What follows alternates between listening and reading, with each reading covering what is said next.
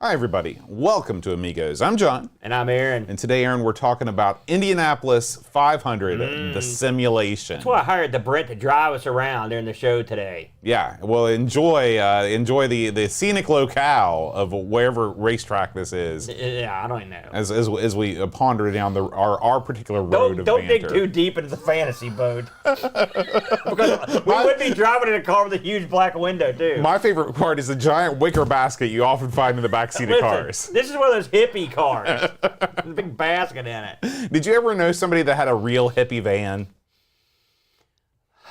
You mean like one of the the Volkswagen van? Like the Chevy van, like the song. Well, I made said love my neighbor. in my I love Chevy that van. man, you're butchering that good song.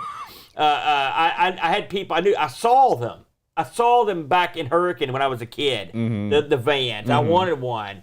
It's funny, today I was looking at a mini camper gimmick. Really? I've been looking. I should stop watching Big Rob's van. That's a big mistake. Because I don't want one. I don't need one. But there are so many of them are out there. It's like, man, I could probably get in that thing with a jackhammer and go to work. Yeah. But no, I know what I knew personally had a hippie van. Yeah, me neither. Of course. That'd be cool. You know, here's the thing with the vans. Yeah. If I had a van, I can hear this. Okay, yeah, I'd want to go all out. Like I've seen all the Big Rob van videos. Yeah, who hasn't? Yeah, I've seen other van videos. Yeah. Since I've become a Subaru owner, I've been watching a lot of Subaru van life videos. Is yours a van? Well, it's sort of a van. Okay, so have you thought about doing the thing to it? You know, putting a bathroom in a sink? I'm doing the thing. What are you going to do in there? I'm going to sleep back there. It's going to get a pillow, get a blanket. Where are you going to go? I would stay in my driveway. Why would you? That's what Rob did. That's Why? Why would you do that? Because I told Eep about my plans. Okay. How'd that get over the Eep? And she's like, I'll make you a deal. If you can spend one night in our driveway, I'll listen to whatever plans you've got. She knows me. Much like Big Rob, his wife's not down with the clown either. I can understand that. Don't you have a real comfort issue with sleeping? I do. I have to have certain things just my way. I couldn't even be in the same room as you. I thought about how that might be a problem, sleeping in the back of the Subaru. Plus, you're on the road. We could drive that thing up in the woods. Then you got to worry about what's going to happen up there. Yeah, I don't like dark places. What's scarier? Like doing the hidden van trick. Mm-hmm. I think that's what they call it. Like out in the sticks in the woods, or like in the middle of like the town, like the city. Let's say downtown, west side of Charleston or something. Well, west side's not that bad. It's gotten better. Okay. Well, no, honestly, if you're talking about like a bad part of town versus the woods, I'd rather be in the woods than the bad part of town. But if you're talking about an okay part of town versus the woods, give me the okay part of town. Like, I'll park on Main Street of Hurricane and sleep. What scares you about being in the woods? Hillbillies? Oh, you just don't know what's out there. I mean, you know, you could just have a random guy walk. I was watching this one guy. His name's Alaska Truck House Life. That's his name? Boy, he was destined for one channel on YouTube. That's right. I'm going to name him Alaska Truck. What was the rest of that Arctic life? House Life. House Life, I see. And he's in the middle of nowhere, right? Like up near the North Pole. And this guy stumbles. Is that where Alaska is? This guy stumbles out of the woods high as a kite. Starts trying to break into his Alaska truck house. You're kidding me. I'm not kidding. How did the guy survive that close to the North Pole? Nobody knows. And then he stumbles on. Was he in a parka and stuff? No, he was like in sweats and socks. This has got to be a baloney. Listen. What? Don't you super like instant chill if you're there? I don't know, but he talked about it, and then he filmed it. He filmed the guy stumbling up to the road, and then he tried to. Let him in the van? No, and then he tried to break into a school bus, and the school bus called the cops and took him away. Wait a minute, back up. This is the middle of the night. Why was there somebody in the school bus? And why was there a school bus? It was in the dawn hours. Still, why was there someone in the school bus in the North Pole? Is there a school up there? Yeah, there's all kind. He lives in a village up there, the Alaska Treehouse Village. It's a truck house village. You're all over the map here. Do they have trucks or trees? Well, they got both. It's Alaska. So anyway. By the way, you've got to watch this video. It's the most expensive grocery store in America is in Alaska. Yeah. Like a little jar of Smucker's jelly is like $25. That's how they screw you up there. Yeah. That's where everything costs more in Alaska. Yeah. So anyway, the point of this was I was wondering if we had a point. No matter where you go and out in the woods, there's no guarantee that some crazy person is going to try and break into wherever you're staying. Well, I mean, yeah, you're not wrong. Think about the mountain. Yeah, you're not wrong there, too. Who'd have thought he even knew about that? Right. So here's the big question when it comes to, like, what kind of car did you say had Subaru? Yeah. You know, those aren't synonymous with big-time sleepovers, are they? Oh, you just do a YouTube search. Really? So what's the, and we've sort of crossed this path before, but what's the situation with the bathroom? Well, what you do, you got the shovel, and you dig what's called a cat hole. But what if you're in the city? Well, if you're in the city. In the city. Remember that song? The city of Compton? Well, oh yeah, I like that one too. So you can... if you're in the city of Compton, I hope you got some gas for your Subaru. I'll be driving out of there. I think that if you're in the city, then you just locate a McDonald's or some fast food place to take care of business. Of course, I always keep the trucker's helper with me. You mean, is that the bucket with the thing on it? It's not really a bucket so much as it is like a long cylindrical tube. It's got a little handle on it. Yeah. How big is the tube? Well, listen, I need a big one. What about for number 2, though? I don't understand how the tube works. Well, for number 2, you definitely... That's when you need the bucket. That's where you need the bucket, and what you can do is you just take yourself a Walmart bag, right? You stretch it over the edge, right? And then you buy a toilet seat, right? You buy a toilet seat and you sit it on top. Walmart. You know those Walmart bags have holes in them all the time. You gotta be kind of careful. You double bag it. Maybe double bag it. I saw a guy that lived in the desert. And he had, because he's an older guy, right? So the bucket's too hard to sit down on because he's so old. Right. Double bucket. You know what I'm saying? Yeah. And then he would cut the center out of one, bam. Yeah. It's like having an elevated toilet. The people that are doing those kinds of things, those are the people that are going to lead us in the future. You know, to bring this back to the game today. What are we doing here? How do these guys use the bathroom? This race goes 3 hours. I believe that they wear diapers. I think that's a shoot. Are you kidding me? Yeah, I think that's a shoot. So all your driving heroes wear diapers? Yeah, I know that all the transatlantic plane people, like Charles Lindbergh and Amelia Earhart, they all wore diapers. So when they land, they've got a full diaper. Exactly, and that's why Amelia Earhart, whenever she would write about whenever she'd land, people would want to rush up to her and she'd want to run away because she reeked of urine. Well, you really took you de-romanticized long-distance flying. Let's get out of this. Let's get in the game. My God, Bo.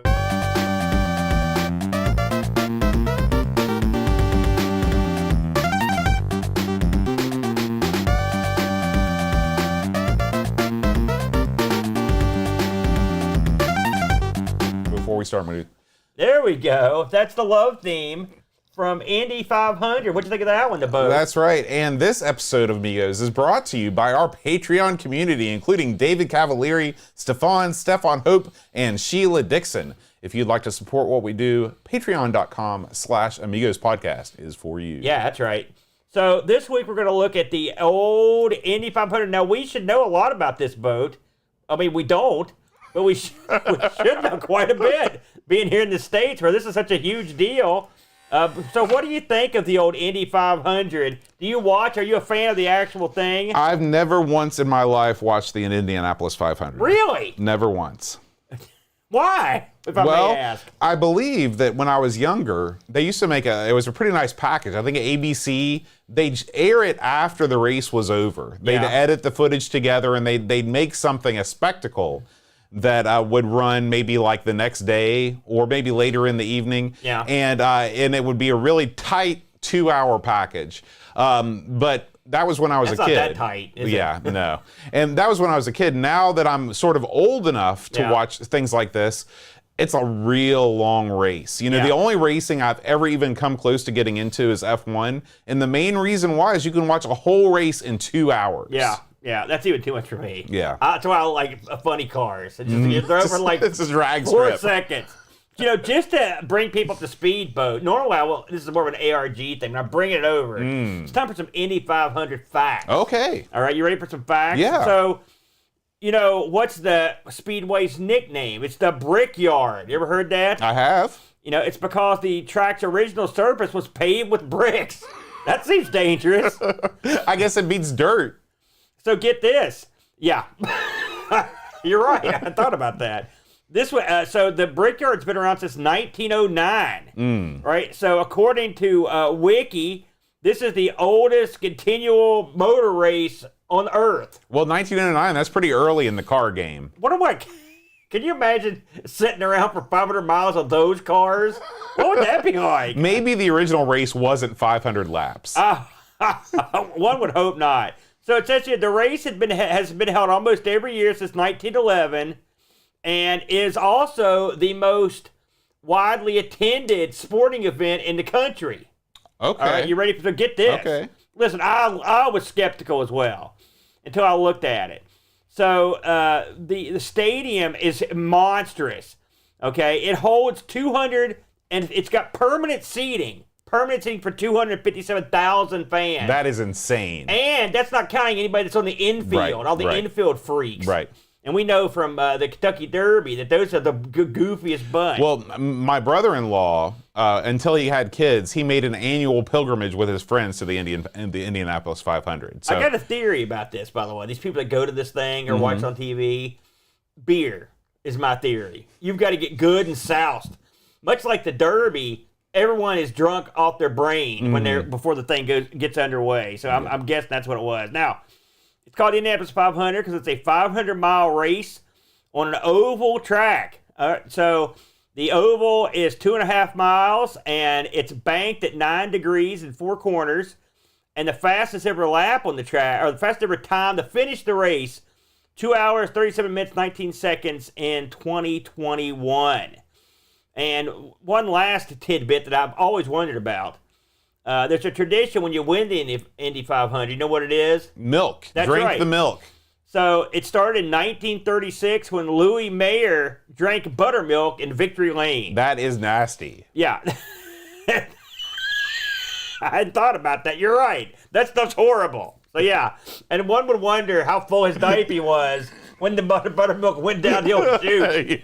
It sounds like a horrible idea the more I think about it. So now we've based ourselves in fact. Now we're ready to experience Indianapolis 500, the simulation. It's a simulation. That's the whole name of this thing, Boat. This thing debuted in 1990, developed by Papyrus. They never did anything else on the Amiga. It's the only game they released on the Amiga. Published by EA, Electronic Arts. This game, again, came out in 90, which was 1 year after the DOS release, where I played this on DOS tons, believe it or not. Really? I wasn't good at it, but I played it. And I can tell you that in 1989, this ran like double butt on my DOS. It was the dirt worst. It was the dirt worst. I heard some people complain about the Amiga 500 version running slow. Let me tell you something. I would have killed for the Amiga 500 version. I mean, I was almost a frame-by-frame race. You know, it was horrible. Just some of the particulars. Most of the people that worked this didn't do hardly anything else in the Amiga. Produced by Rich Hilleman and Randy Breen. Randy Breen did work on Road Rash. Coded by David Kamer and Richard Garcia. And graphics by Walfredo Aguilar, who worked on 688 and PGA Golf. And Peggy Brennan, who worked on Hard Nova. And lastly, and probably most importantly, music on this from the legendary Rob Hubbard, who I was surprised his Amiga credits aren't vast. He worked on 688 Attack Sub, PGA Tour, Populous, Centurion, Bard's Tale 3, a few others. So not a ton of games, not like the mammoth list that we're used to seeing. Right, Remble and all those guys. That's right. This was a 1-disc joint, pretty impressive boat. And the debut price for this thing was £24, 99p, the big money. Yeah, full price. That's right. And again, they had about a year after the PC releases to sort of make a few minor tweaks. I will just go ahead and say they were very minor. We can get into those in a minute. So, Boat, the music comes up, you see the logo, and then we hit the main menu. Your thoughts on what I would say is a fairly sparse main menu. Yeah, this is a game that doesn't throw a lot of options at you out front, which is interesting for a sim game. Yeah. Most of the time when you play a sim game, that's the first thing you see. It's like, tweak your car, get ready to go. Well, in this game... They hid those. Yeah, they hid those options. They're desperate to get you onto the track. Yeah. In fact, you can't start tweaking your car until you've started the race, which is a weird thing. This is, you can practice, you can qualify, or you can race. Yeah. Those are the 3 options. Of course, you're not going to be picking a selection of tracks because you're only got one, brother. Yeah. It's the Brickyard. So when I first started playing this game, I didn't look at any of the docs or anything. And I was just like, all right, I'm going to just jump into a race. Yeah. Well, I jumped into a race, all right. I jumped into it, and then I immediately was thrown from the car. Jumped in the wall. Yeah, as I crashed repeatedly. Yeah. So, yeah, that was my first impression of the game was, man, they really get you up and going quickly. So one of the things you're going to want to do right away when you load this up is head over to the options menu and look around at the sensitivities. Now, there are 3, I'll give these guys credit. Okay, they said, listen, this is a simulation. Mm-hmm. We're going to give you multiple control options. Mm-hmm. Keyboard, joystick, and mouse. Mm-hmm. Now, when I was a kid, I played this on the keyboard, on the PC. The Amiga has the mouse option, all right? And so I'd heard people talking about the mouse option being great. So the first thing I tried, now I played this in the Mister, was load up the mouse option, turn the sensitivity down, and try it. And I can tell you, without hesitation, that I could not play this with the mouse under any circumstances. Did you have any luck with the mouse? Well, I really feel like this is one of those games, like so many other mouse control games, it was built for a mouse that was so unsensitive that even at the lowest sensitivity settings, you're still going to fly all over the place because it wasn't built for a pixel precision, laser mouse. I agree with you on that. Now, I mean, I guess also you could get used to it, but I did not. And so your other options, and all this stuff's pretty much always on, which is nice. Yeah. Because I actually used sort of a combination of the keyboard and the mouse, or the joystick a little bit. But you can use the joystick, you can use the mouse. I had the trusty game pad that I hooked in, and I thought as a control option, it was pretty good. Yeah, I used the gamepad the whole time. Yeah, it was fine. Although the keyboard's okay, you can get used to it. And now this game, it's in dummy mode, hit button, go fast. Or actually, it's funny when you play with the mouse, one button speeds you up and one button's the brakes. Right. That makes sense. Then you've got, of course, when you look at the documentation for this, there's a myriad of other controls, and I want to get into the tweaking in a little bit, but just to kind of give you an idea. One thing you're not going to find, which surprised me, is something to like change your camera angles and stuff. It's not in here. Right. You would think, and this is something that would, of course, become a staple, but it wasn't in here. Well, the only time that you can change your camera angle is when you watch a replay. Right, on the That's replay, the which it makes me wonder why they didn't implement that, because clearly you could do it to a certain degree. I think rendering those changes in real time, like switching between, might have been too intense for what we're dealing with. You may be right. You can your function keys do a myriad of stuff, which we'll get into, including change the status window at the top of the screen. The screen is, when you start a race, there's I'd say 1/5 of the screen at the top is devoted to your statistical area. It's not an offensive HUD at all. It's not. You need, and this is information you need. So we're not going. There's no name in here. There's none of that crap. So you can use the function keys to change that information, and then that's also going to be where you do your tweaking, like you said, in a weird turn of events. You can also tweak your car. So, like Boat mentioned, you can do practice. You can change racing teams. There are 3 racing teams to choose from. You can prepare to qualify, or you can actually go race. Those are your options. Now, when you choose to race, you get the option of, you get a limited amount of options, but there are how many laps and what the kind of car damage you want.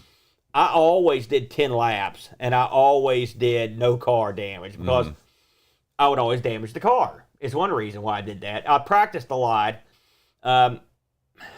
So this game, how can I put this? If you're a fan of Indianapolis 500, any car racing, and you know what it is, you will probably think this is a pretty good game. I think on the surface of, in the realm of what that is, I mean, sure, you probably wish you could pick more teams, more micromanage, but there's none of that stuff. There's no team naming. There's no getting sponsors. There's none of the stuff that you would see in later games. This is as bare bones as it gets. 1 disc, bare bones, 3 teams. The one good thing is that when you pick a different team, you do get a different cockpit. The car has different statistics. I think the one I played was, the one I liked the most was, it was a Buick. It was the one that had the digital readout on the thing. I thought that was Penske.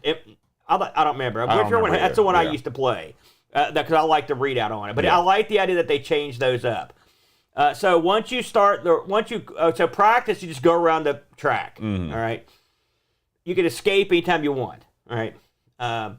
Qualify means you're qualifying to race, and you're going to get a placement on the track that is significant to where you qualified. Simple. Other cars are out there, but the track's mostly empty. And then racing is racing. And when you race on this, the difference between really that you notice right away is there's a full crowd as opposed to practice where there's no one in the stands. As long as you've activated the crowd in your graphics settings. Right. Well, I mean, do they turn off in low? Yeah. I played So it high. Basically what you get in low, you get nothing but the track in the infield. Yeah. Then when you put it on medium, you get the clouds in the stands. Yeah. And then when you add high, you get people in the stands. Low is like you're bracing in a void somewhere. Right. Well, it's like Stunt Car Racer without the fun. And I remember on the Tandy, I couldn't stand to not have it on high. That's one of the reasons I suffered because it looked much more sparse. Oh yeah. Now when we say you're racing in front of a crowd, think of all the colored specks of the rainbow. This is what they look like. This crowd is made up of it looks like rubble, basically. Yeah. What would you say about we've talked about sort of the main menu presentation. What do you think about the actual presentation of the race, the other cars, the dash? Graphically, how does this do for you? I think for 1989, graphically, this game is incredibly impressive. Incredibly impressive. Now, again, the usual caveats apply that if you have a slower Amiga, then you're not going to get the frame rate that you do with the graphics settings turned all the way up. But if you have a really jacked up computer that can handle it, this is it's really a joy to look at. You're racing around a track, but the other cars are rendered well. Yeah. It kind of reminds me of the polygonal racing that we might see in something like Virtua Racer later on down the line. Absolutely, yeah. The fact, you're right. The crowds don't really look like much, but they're there. They put something up there. That's right. That's right. I love the different cockpit views. Yeah. Seeing the different gauge clusters for the different models. I mean, that's not something that you get in a lot of games, and I thought that was really cool. So from a racing perspective, from a graphic perspective, for the year, it's hard to think of something that looks better than this. Now, I would tend to agree with you there. Let's talk about the little extra things. The Indianapolis 500, you don't just go out there and be like, throw the pedal down for like 3.5 hours or whatever, and then you're done. Your car running out of gas. So you've got to go. This has pits. Now, if you're looking at pit stop 1 or 2, this ain't that. It's not that cool. But you can change your tires. You can change your gas. Right. There's no mini game involved there. There's none of that. And I mean, it's a pretty bang operation. And the hardest thing really is to put your car has an X that marks out where your slot is. So when you get out pit row, you got to hit the X. And other cars are coming and going, too. I found pitting to be extremely difficult in this game. Because you missed the X? Yeah. And also, did you hit anybody else going? Oh, it's super dangerous to go I've done everything you can possibly do to a car playing this game this week. But they do have pitting now. While we're here, but let's talk about the car tweaking. So this game does have, and this is probably, I would guess, what people wanted from this sort of game. You have the ability to change out or adjust the wings of your car, that you can change the kind of tires you've got, that you can change the air pressures in there, the shocks, some other stuff. You can tune some stuff. Again, I'm not a gearhead. If you're a gearhead and this stuff, because when I looked at changing the levels of the wings and stuff, I was just like, Here's the thing. If you take the time to read the manual, which I did cover to cover for this week, wow, you learn a ton, because this game is from the era where the game made some attempt to educate you about what you were doing. Yeah. And so you go and you learn about what effect does raising and lowering the suspension or changing out the wings. Yeah. There are tons of options, even the kinds of tires that you have, not swapping out the tires from hard, medium, or soft, but just for example, did you know in the Indy 500, the 2 tires are different sizes on the sides of the car? Oh, yeah? Yeah, so you're always turning. On the right side, they're a little bit bigger than the ones on the left because it only has to make left turns. Yeah. And so, but you have some degree of play in how much bigger you want the right side to the left side to be. Did you actually make adjustments? I did make some token adjustments. Here's the thing.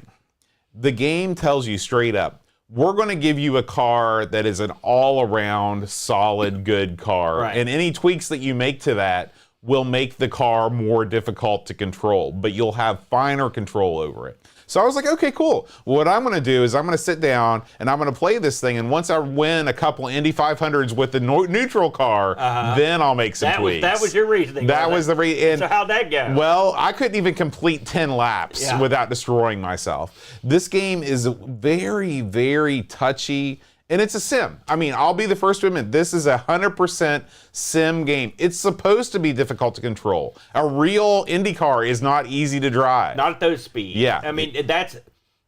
If you've ever watched IndyCar, or really most racing, but IndyCar in particular, and I don't know how IndyCar fares with your F1s and your other ones. I mean, I know it's slower than, like, funny cars, but that's about all I know.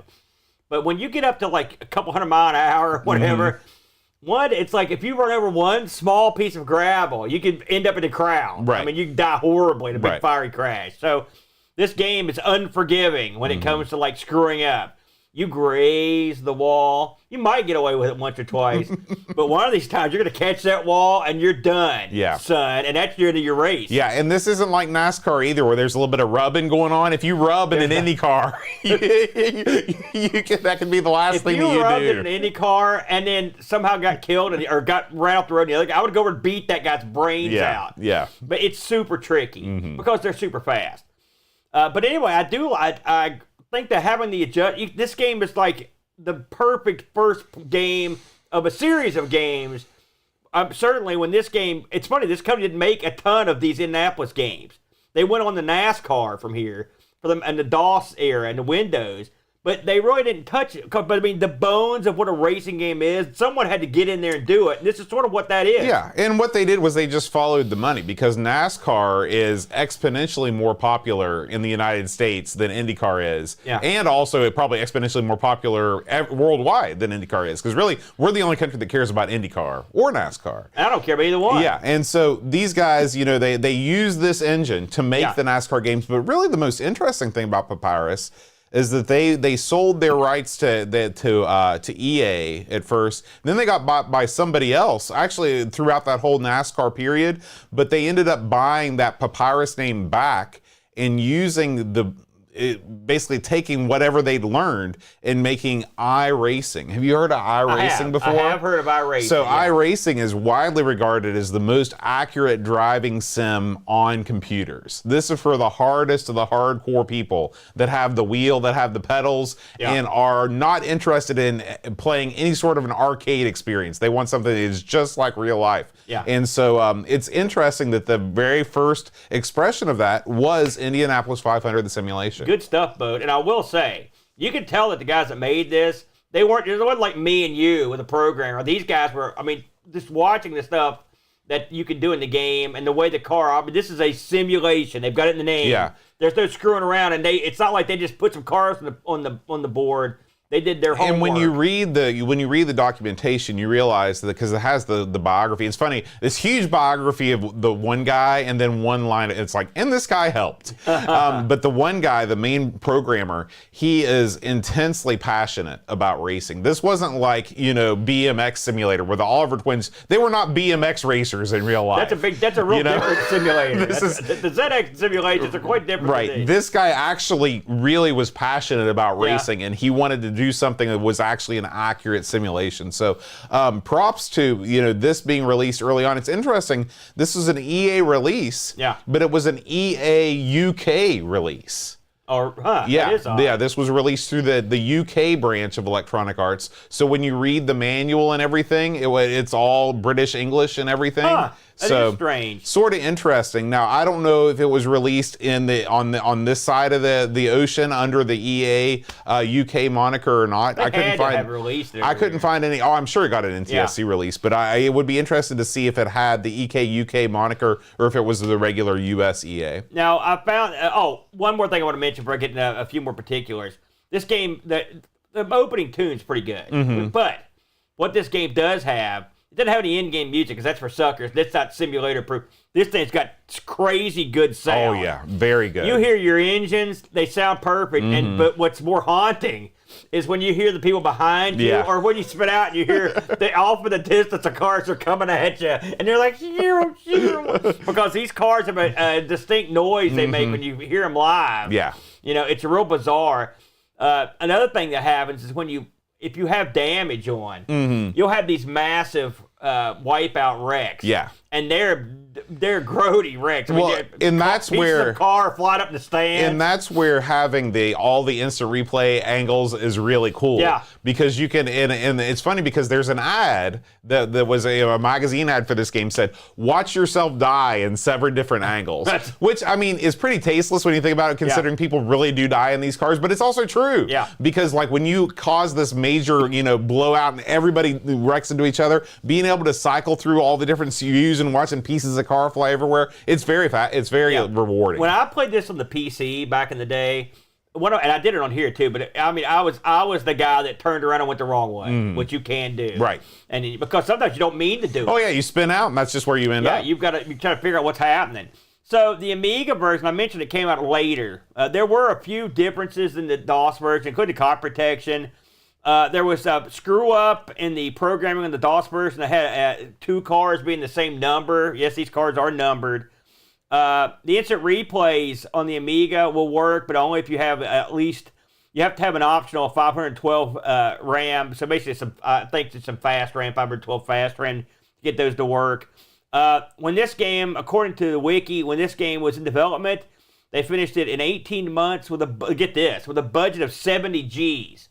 That's a lot of money. You couldn't cater a studio now for 70 G's. Right, but back then, that was probably a pretty big budget for a computer game. Yeah, the game, according to Wiki, it doesn't say which, assuming, I guess in totality, the game moved more than 200,000 units by 94. So, which probably would be, so this was above the 200,000 units.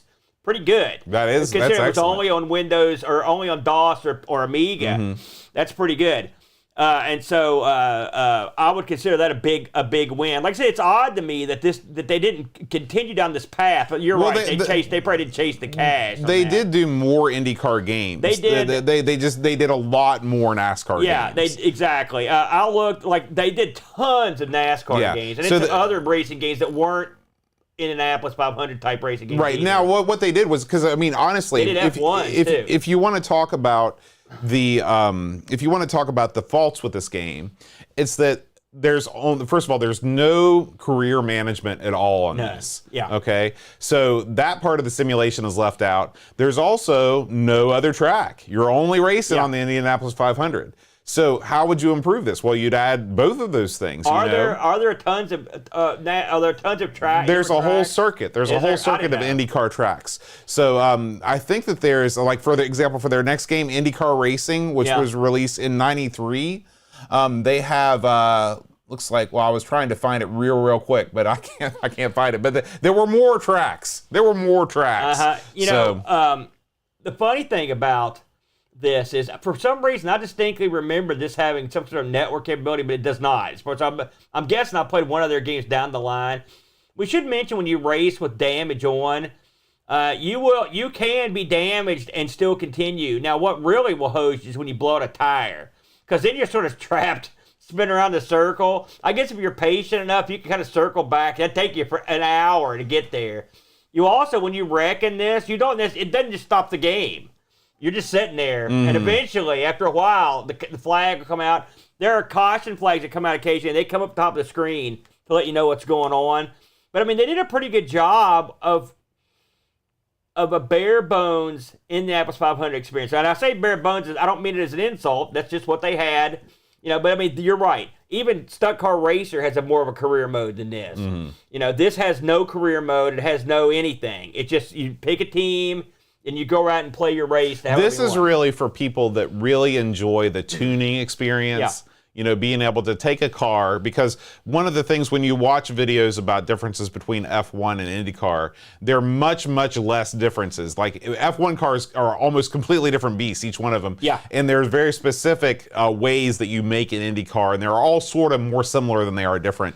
IndyCar Racing, which was released in '93, the sequel to this, there's eight circuits that you race in. Very good. So yeah, there's a lot more. And man, you want to talk about a visual upgrade, a game from '89 to '93, it's like 8 generations better video. Yeah, so, I can imagine. And keep in mind that when you're doing a race, that you're racing against 32 cars. And so sometimes the computer will wreck. Sometimes, we mentioned getting hit in the pits. It happens. If people spin out in front of you, it happens. The funny thing about any race, sometimes you just aren't lucky. Now, I'm someone else's bad luck, generally, when I'm driving.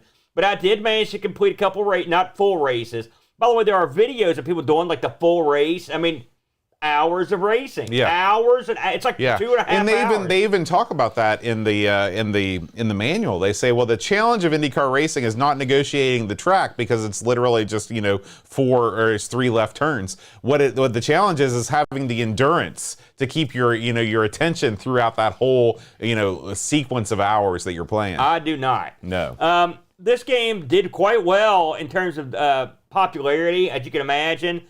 The Amiga version was voted the 9th best game of all time in Amiga Power. It was also the PC Gamer UK gave it 38th best computer game of all time. By the way, if you compare these, they're pretty comparable. I didn't bother you, but they're both sort of the same. The Amiga that keeps up pretty well with the PC, given this game probably pushes a lot of numbers through. In '96, Computer Gaming World declared Indianapolis 500 the 122nd best computer game ever released. Pretty high praise. The magazines at the time, Lemon, the people over at Lemon gave us a 7.86. It's funny, there was pretty big variance in the reviews on these. I read a couple of these. Amiga Action gave this a 79, for example, and then you had a high mark where AUI gave us a 93.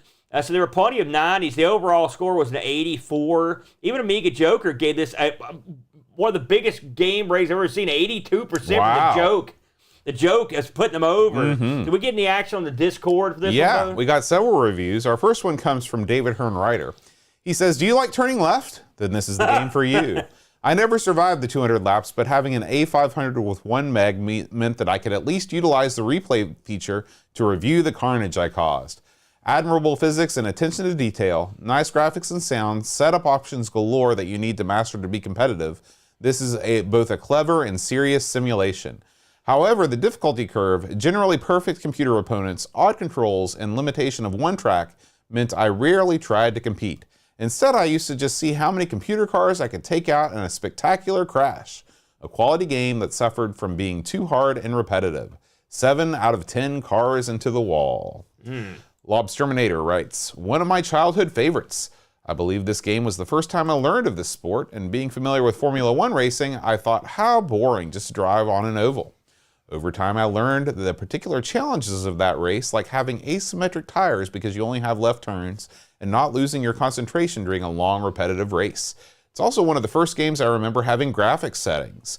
The lowest setting ran nicely on my Amiga 500, and if you had a beefier Amiga, you could add more detail like crowd stands. There were also countless times I said to heck with it and started driving the wrong way, causing mayhem and carnage. Oh, yeah. 8 out of 10. And finally, Pajako6502 writes, I recall it wasn't one of my go-to A500 racing games back in the day, and revisiting it on the A500 setup on my Mister, the default graphics frames per second made the game quite unplayable. Knock it down to low and it isn't bad, but I don't remember doing that, so this is probably why I don't recall playing it much before. On the A1200, it runs buttery smooth, and cranking the graphics settings up to high adds scaffolding and stands. Woo! Look at them polygons. There must be at least 19. Joking aside, for a 3D game on the Amiga, this is pretty impressive. There are plenty of car settings to play with on the practice menu. I didn't really know what they did, but that's why you buy it and read the manual, you dirty pirate. The computer drivers are clumsy and unexpectedly ram you off the road without warning. Lots! And seem to be able to drive full speed at all times, making it quite tricky to keep up. Races and qualifying never seem to finish, and it seems you have to press escape to return to the menu, which is odd. I like that you get 3 different cars to play with, each with their own HUDs and setup. So you get a lot of choice for a 1-disc game.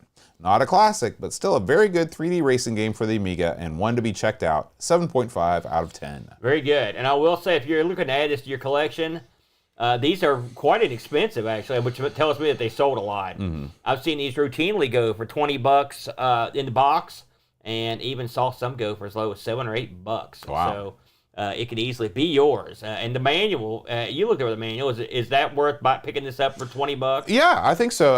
The manual also goes into the history of the race. It shows you a picture of every single winner of the Indianapolis 500. Oh, how neat! What would you think the top speed of a car in the first Indy 500 went? Oh, geez. Well, this was 1909. I don't know, like 87. Over 70. Over really? 70 That's miles close. per hour. Yeah, I was not thinking that cars could travel at that velocity back then, but they could, brother. Can you imagine showing one of those guys a modern car? Would they go from space? Yeah. So, in closing, Boat, you recommend this for who? I recommend this for people that want to check out the history of polygonal racing games on the Amiga and or DOS, and people that are really into making slight modifications for modest gains on their vehicle. Very good, Boat. I think that you summed it up nicely. Welcome to Retro Rewind. I'm your host, British Jones. Whether you're into the Amiga, Commodore 64, or Tiger floral print speed suits, Retro Rewind has all you need from the friendly hosers of the Great White North. Looking to upgrade your Amiga? Check out the Amiga OS 3.2.2 Kickstart ROM for just $18. Or maybe you need a C64 or C128 diagnostic harness. Grab one while they're hot. Don't miss our best sellers like the 1541 Transit Card for just $1, or the incredible Amiga Coin Cell Battery Adapter. Shop now at Retro Rewind Limited and bring your classic computers back to life. Retro Rewind Limited.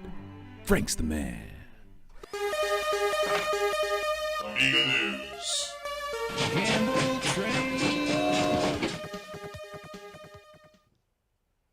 All right, Aaron. This week on Amiga News, our first story, actually not an Amiga story, but listen. When somebody in our Discord community does something awesome, we talk about it, brother. We put them over. That's what right. we do. So Sheila Dixon, expert programmer in our Discord community, has released a new port of Tut Tut for the MSX. Yeah, I'm familiar with this one for sure. We played this on ARG. Aaron, I know that you're a big fan of the MSX. I am. And I am too. So I'm super excited to see some new software coming out for this. This was originally for the Spectrum, the ZX81, and also, Aaron, ARG favorite, the Jupiter Ace. Yeah.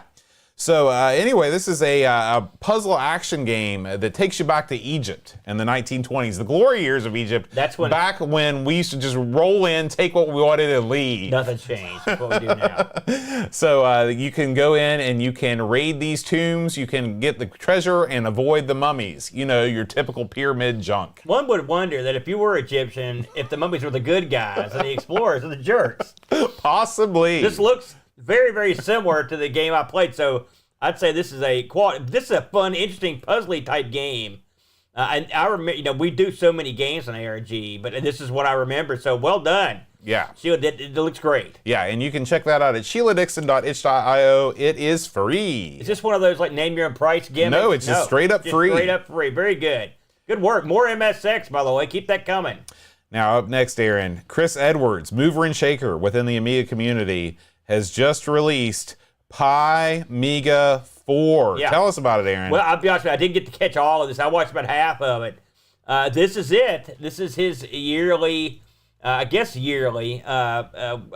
build, Amiga. This one, of course, is fully online, multiple processors, the whole 9 yards. Now you'll recall, Bo, that this thing got sort of baited a while back. And by the way, this video gives you literally hold your hand, Chris Edwards does, and walks you down the path of getting this figured out. So even a doofus like myself could get this working on their Pi.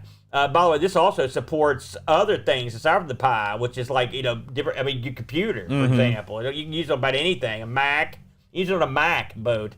But you'll recall a while back when Chris first baited this, some unscrupulous scumbags were selling this thing, or a beta or something just called this on eBay. So please, I implore you, don't go buy this like a sucker. It's a freebie. Don't get suckered. Go straight to the source. Yeah, and if you watch this video, he even doesn't tell you how to install it. He tells you what everything to buy, everything, and so to get you on the path. These things are always great. I've got last year's on a Pi, and it worked quite nicely. So I recommend it. Good stuff. And of course, Chris is a friend of ours and is he's a solid worker and a sketchy tech. So I approve. Good luck.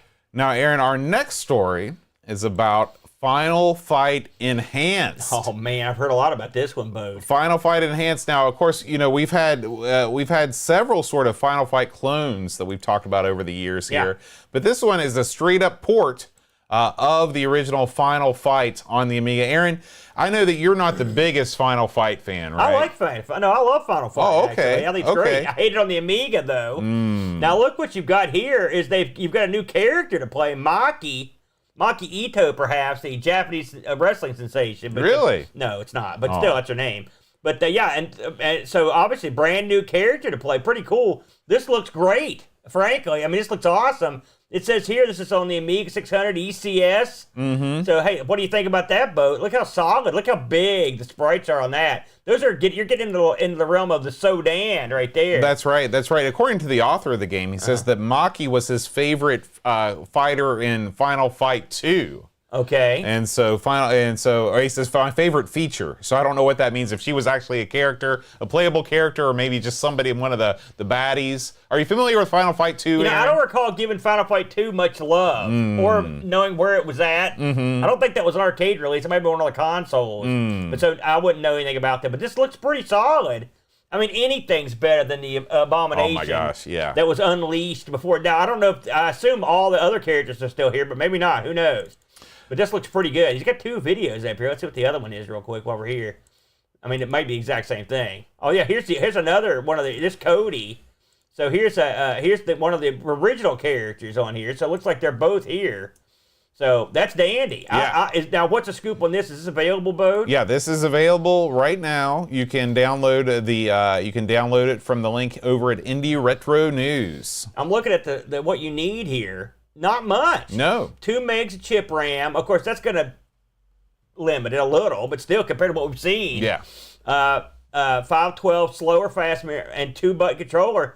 That's not bad. No. Especially the way that looked. Yeah, we're going to be playing this during Amigathon this year for sure. There's so many awesome new things. That's one thing we should do a lot of that on the Amigathon. We by the way, forgot to talk about that. We're going to talk about I put it on there.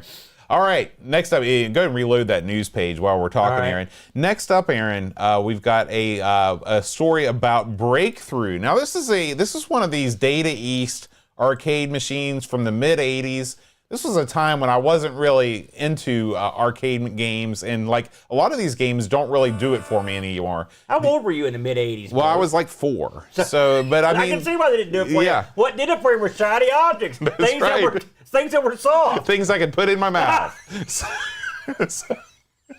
What a statement you've made. Did you play a lot of Breakthrough, Aaron? I'll be honest with you. This is one, they've been doing a lot of re-release of these games that I'm familiar with that didn't play that much. But this one's not one I don't recall this one, to be completely honest with you. I mean, it looks vaguely familiar. It's like a side-scrolling Jackal a little bit. I mean, look at the beach. You got boulders. Yeah. You got guys. Oh my God! Did you see that? The thing did a flip. Yeah. I instantly love this. I changed my mind. When you can, this is like it's got kit powers. That's good stuff right there. This is yet another port using the Scorpion engine. This one comes to us from none other than Acid Bottle and JMD. Oh, man. Yeah. Acid Bottle. That's the dynamic duo right there. What if he's another guy that, isn't a programmer, but just somehow did something awesome? I'm not a programmer. Can I do something awesome with the Scorpion engine? We got to get hold of this engine, Bo. Maybe we can make a game. Yeah. So look at that. Yeah, that's very cool. I love that animation. For those listening to radio, this thing can do I don't know, what would you call that maneuver? It's like a gymnastics maneuver almost. It's a layout with a twist. That's awesome. That's the best Jeep ever. And finally, Aaron, Amigathon 2024 is almost upon us. Oh, yeah. We are 1 week away. 1 week away from Amigathon, and so we thought we'd talk about it. It sort of snuck up on us this year. We probably should mention it. So Amigathon is our annual charity marathon for Children's Miracle Network. This is I believe our 7th year doing Amigathon. Yeah. So to date, we have raised almost just a tick under $30,000 for the Children's Miracle Network Brit Hospital. Mentioned that to me, and I was baffled at this. I could not believe that this was actually happening. Remember the first year we did this, we raised like $800. Yeah. And we were so happy that someone sent any money. Yeah. And so I don't know how many years you said we done I think now? this is the 7th year. Oh, man. 6th or 7th year. And so, I mean, what can you say? Thank you on behalf of myself and the gang here, plus for the kids. There's been a lot of, we got to broach the subject. There's been some hanky-panky in the charity world if you watch YouTube. And I can tell you, me, Boat, and the Brit, we don't have our own charity set up. We are not funding anything. And we never touch this money. It goes straight That's right. to Children's Miracle Network. This is done in conjunction with Extra Life, and all the money goes directly to Children's Miracle Thank Network. goodness. Yeah. Because remember the first couple of years we were pondering what to do, but thank God this was never one of the options. That's right. We don't ever want to be there. That's right. But I'm looking forward to it. 12 big hours. 12 big hours of hot gaming action on the Amiga. You can head on over to amigathon.com to donate and get all the particulars. That's so much easier. Has it always been that? It's always been that. I'm going to use that for here on out. Amigathon.com. Amigathon.com. It did sneak up on us. So that means, as you listen to this now, we'll be not doing a show a week from now because we're going to do Amigathon for that 12 hours, and then we'll be back on schedule as usual. Right. And we're going to be doing this in the Boat basement. Mm-hmm. What do we got cooking in the Boat basement? What's the layout this year? Because you get that big TV. Well, what we're going to do is we're going to kick back and do Amigathon all on the big TV this year. That's what. You mean on the comfortable couches? On the comfortable couches. Because we've had some not that comfortable years to that thing. Well, for a variety of reasons. The year the modem blew up comes to mind. The couple 24-hour jaunts of pain we pulled off. Yeah, all those. This year will be great, though. Now, Chad is preparing a pie in the face for you. Oh, well, let me what? He better get past he's got the fist in the face. Those days are over. My pie getting days are done. And you hosed out of that. What are you talking about? That was completely above board. There's no footage of that either, by the way. Weirdly how that disappeared. I don't know what happened. Listen, join us for 12 hours of fun. That's it. Or come in early, leave, come back. It's all good. And they're good to donate right now. The donations are now open. So be the first. Be the cool guy on the block to kick in a few bucks with Children's Miracle Network. Should be a lot of fun. The Brent will be there. I guess if you talk to John Marsh, is he going to be around? I have not spread the word yet. I'll send him a note. Okay. Yeah. All right. So, Aaron. Yes, sir. That's going to do it for this week's news. What do we got on the docket for the episode after Amigathon? Let's find out, shall we? Everybody says, oh, no. Are you kidding me? Lemmings. The original Lemmings. Lemmings. We took this as part of our second look series where we look back at the first 50 episodes of Amigos that we did. We blew through them in that first 50, boy. Yeah. And so because in those episodes we had no video and we really didn't know what we were doing. And so now we have video. That's the difference. Has changed. So we thank you all for watching as always. And we will see you next week at Amigathon. Until then, adios. Amigos is made possible by contributions from listeners like you. Patreon supporters help choose the games we play, receive exclusive magnets, and get access to the Amigos Retro Gaming Discord server. Visit patreon.com/AmigosPodcast if you'd like to support the show and join our community.